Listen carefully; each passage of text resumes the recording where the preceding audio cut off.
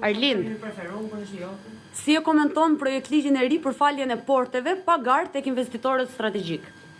Tani këtu e ka marrë ferrauratën, deri më sot janë dhënë me koncesion, me €1 metri katror për 30 vjet, 50 vjet, 100 vjet.